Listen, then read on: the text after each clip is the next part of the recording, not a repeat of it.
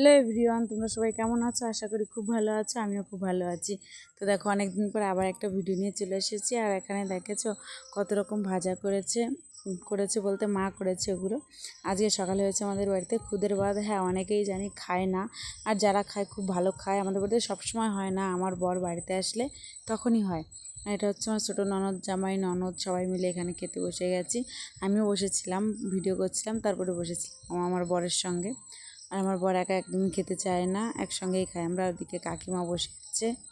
আর এটা হচ্ছে আমার ছোটো দাদা শ্বশুর, আমাদের বাড়িতে খায়। তো আমি একটু দেখাচ্ছিলাম, দাদু টেবিলে বসে খাচ্ছিল।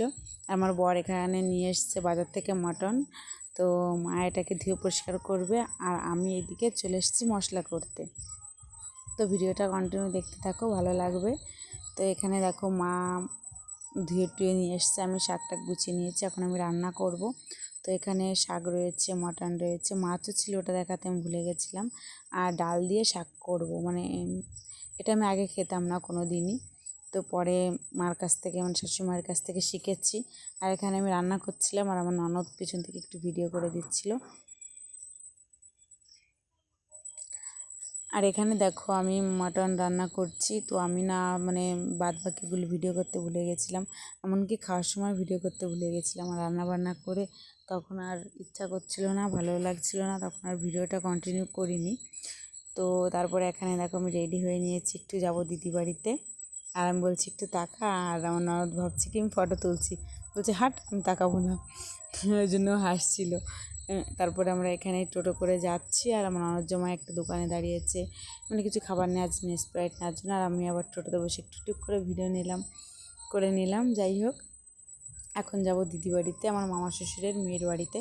এই যে দিদি বাড়িতে চলে এসেছি। আর দিদি দোকানে গেছিলো পুচুটার জন্য খাবার আনতে আমরা আসার আগেই। আর দেখো পুচকুটাকে কোলে নিচ্ছে, আবার বলছি টাকা, আরও বারবার ভাবছি আমি ফটো তুলছি, বলছে হাট, তাকাবো না, তুই ফটো তুলছিস। তারপরে এখানে দেখো আমি আসছিলাম, ওই দেখিয়ে নিলাম। আর এখানে দেখো সবাই মিলে একটু গল্প করছিলাম। নিজে নিজে ক্যামেরা করি, তো ওই জন্য নিজেকেই বারবার দেখাতে হয়, আমার ক্যামেরা ধরার কেউ নেই। আর এখানে দিদি স্প্রাইট দিয়েছিল, তারপরে ফ্রুটি দিয়েছিল, আবার চা নিয়ে এসেছিলো। মানে চাটা আমি খাইনি, এত কিছু খেতে ভালো লাগছিলো। আর আমার ননদ জামাইকে বলছিলাম আমরা রেস্টুরেন্টে যাব, সেই কথা হচ্ছিল কোথায় যাব। তা আমরা কোনো ডিসিশনই ঠিক করতে পারছিলাম না।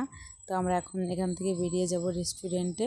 আমাদের ওখানে একটা রেস্টুরেন্ট আছে, তো ওখানে যাব, চলো গিয়ে তারপর তোমাদের সঙ্গে দেখা হচ্ছে।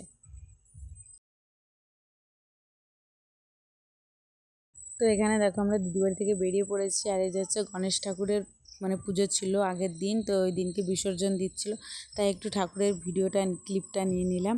আর এখানে দেখো সবাই ডান্স করছে। তো আমরা এখানে আমাদের গন্তব্যস্থলে পৌঁছে গেছি, মম ও রেস্টুরেন্টে। তো ভিডিওটা আর বেশি বড় করিনি। আর এখানে আমার হাজব্যান্ড আর আমার ছেলে গেছিলো খেলা দেখতে।